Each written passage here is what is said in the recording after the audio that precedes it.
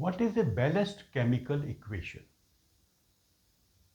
हम जानते हैं कि केमिकल इक्वेशन एक केमिकल रिएक्शन को रिप्रेजेंट करती है और जो रिएक्शन होता है वो एटॉमिक लेवल पे होता है, अर्थात जो एटम्स हैं डिफरेंट मॉलिक्यूल्स के वो एक रीअरेंज होते हैं जिससे नए सब्सटेंसेस बनते हैं। लेकिन हमने ये ऑलरेडी समझा हुआ है कि एक लॉ होता है, law of conservation of mass, अर्थात एक केमिकल रिएक्शन में ना तो मास को डिस्ट्रॉय किया जा सकता है ना उसे क्रिएट किया जा सकता है, अर्थात जितना मास होगा रिएक्टेंट्स का उतना ही मास होना चाहिए प्रोडक्ट्स का।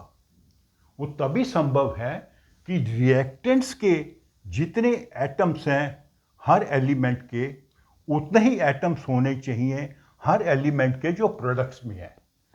इस साइड पे जितने भी सब्सटेंसेस हैं हर एक सब्सटेंस के जो एलिमेंट्स हैं उसके जो एटम हैं इस साइड के एटम्स के बराबर होने चाहिए, तभी वो बैलेंस्ड इक्वेशन होती है।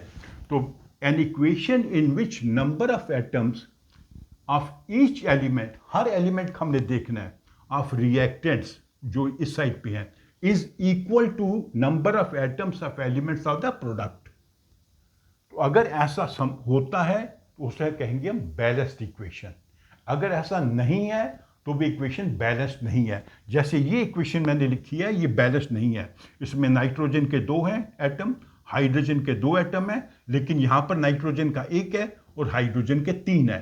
तो ये केमिकल इक्वेशन तो है लेकिन ये बैलेंस्ड इक्वेशन नहीं है। इसे हम कहते हैं स्केलेटल इक्वेशन। स्केलेटल वर्ड बना है स्केलेटन से, और हर स्केलेटल इक्वेशन को हमें बैलेंस करना पड़ता है ताकि इधर के एटम्स की संख्या उस साइड के एटम्स की संख्या के बराबर हो जाए। अगर हम ऐसा कर पाते हैं तो ये इक्वेशन बैलेंस्ड हो जाती है। और बैलेंस हमें क्यों करना पड़ता है? Because of law of conservation of mass. ना तो हम मास को क्रिएट कर सकते हैं केमिकल रिएक्शन में और ना ही हम मास को डिस्ट्रॉय कर सकते हैं।